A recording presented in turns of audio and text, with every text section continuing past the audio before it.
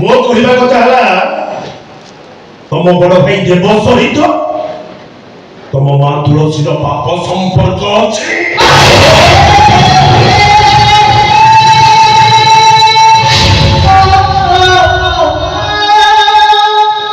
ସେ ଦି ଜଣ ମହାପୁରୁ ନୁହନ୍ତି, ପ୍ରେମିକ ପ୍ରେମିକା।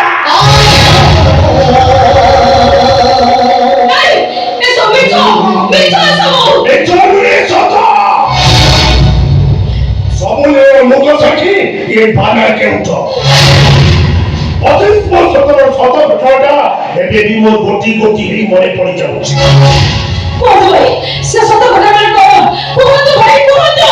ତମ ବାପା ସତ୍ୟବ୍ରତ ଦାସଙ୍କ ପ୍ରଥମ ସ୍ତ୍ରୀ ମରିଗଲା ପରେ ତମ ବାପା ଏକ ପ୍ରକାର ଭାଙ୍ଗି ପଡିଥିଲେ।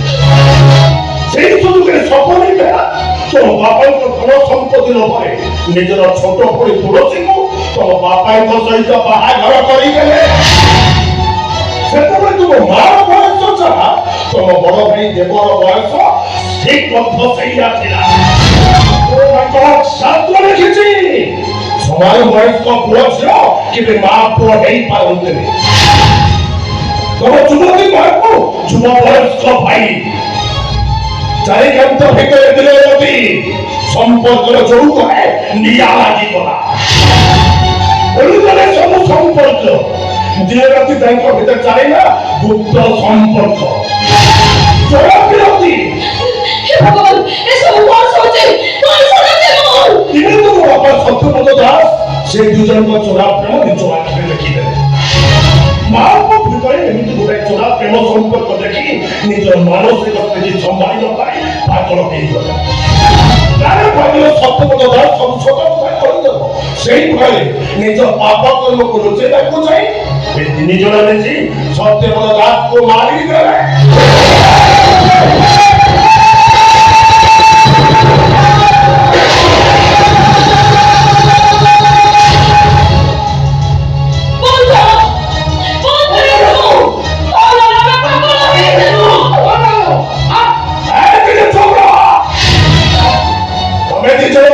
ସତ୍ୟବ୍ରତ ଦାସଙ୍କ ଯାହା ପୁଅ ଝିଅ ନୁହ, ତମେ ଦି ଜଣ ହଉଛ ଦେବବ୍ରତ ଦାସଙ୍କ ଯାହା ପୁଅ ଝିଅ।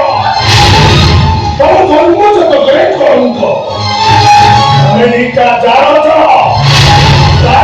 ତମେ ଦିଟା।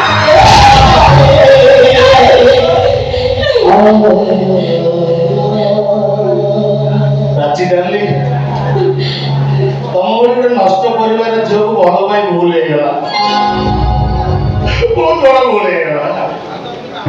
ନାଇଁ ତମେ ଦୂରେଇ ଯାଅ। ଇମାନ ବିଶ୍ୱାସଘାତକ ମୋ ଲକ୍ଷ୍ମୀ ବୋହୂକୁ ତୁ ଏତେ ବଡ କଥା କହିଦେଲୁ।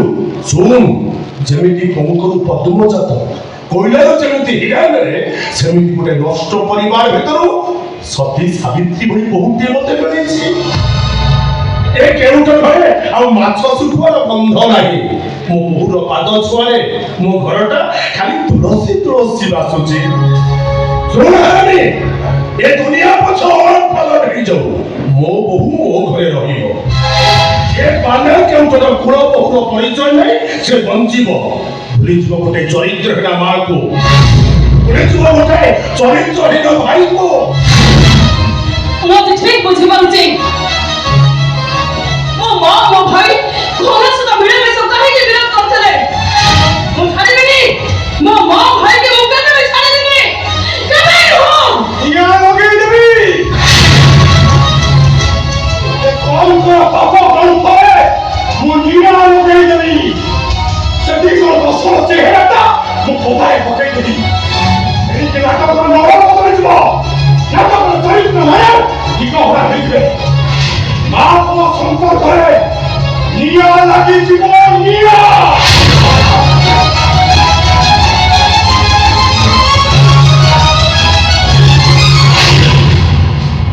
ଏୟା ଜଳିବ। ହୁତୁ ହୁତୁ ହେଇ ନିଆଁ ଜଳିବ।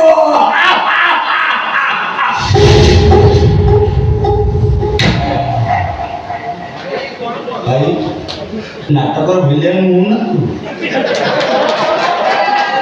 ଭାଙ୍ଗା କେଉଟ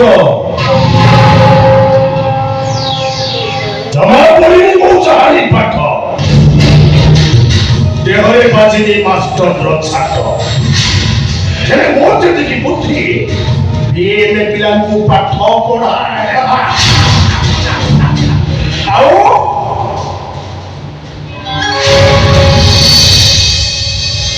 ଓ ଖେପା ଜାଲଟା ଯାହା ଉପରେ ଥରେ ପଡ଼େ ସେ ଖାଲି ଛଟପଟ ହୁଏ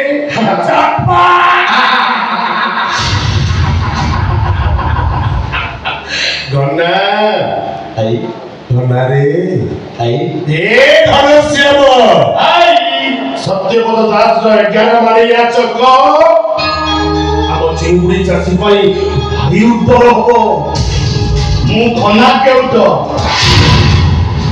ଦିନରେ କରେ ଚିଙ୍ଗୁଡ଼ି ବେପାର ରାତିରେ କରେ ଘୋଡ଼ା ନାଟ ବେଉସା ଡାକିଲେ ଘନଶ୍ୟାମ ରାତି ଗଲେ କରେ ଦକ୍ଷିଣୀ ନାଟ